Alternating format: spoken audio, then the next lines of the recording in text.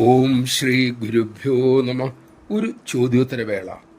ഒരു ഗായകൻ തൻ്റെ മനോഭാവം എന്തായിരിക്കണമെന്നും സംഗീത പ്രതിഭ എങ്ങനെ പരിപോഷിപ്പിക്കണമെന്നും അമ്മയോട് ചോദിച്ചു. അമ്മ അരുളി, മോനെ, സംഗീതവാസനയുള്ളത് ഈശ്വരകൃപ തന്നെയാണ്.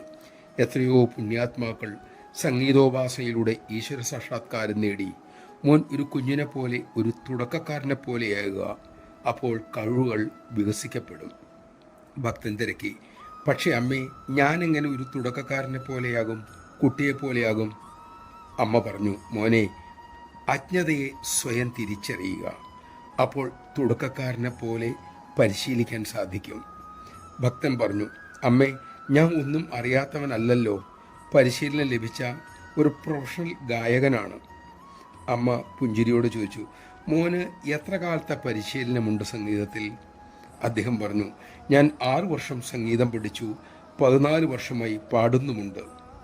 അമ്മ അതിശയത്തോടെ തിരക്കി, മോനെ, സ്പേസ് എത്ര വലുതാണ്? ഭക്തന് പരിഭ്രമമായി. ആ ചോദ്യം മനസ്സിലായില്ല എന്ന് പറഞ്ഞു. അമ്മ പുഞ്ചിരിയോടെ അരുളി, മോന് അതിന് മനസ്സിലാകില്ല.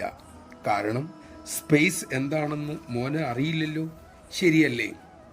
തോളുകുലുക്കി അദ്ദേഹം പറഞ്ഞു, ഒരു പക്ഷെ ശരിയായിരിക്കാം. അമ്മ അതിശയത്തോട് ചോദിച്ചു, ഒരു പക്ഷേയാണോ?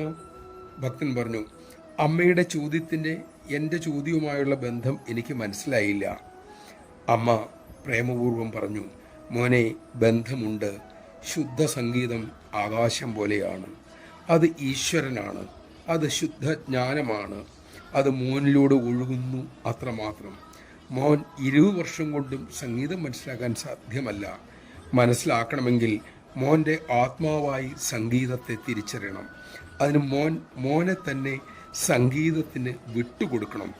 സംഗീതം മോൻ്റെ ജീവിതത്തിൽ എത്ര കൂടുതൽ നിറയുന്നുവോ അത്രയും ഇതര ചിന്തകളും കുറയും.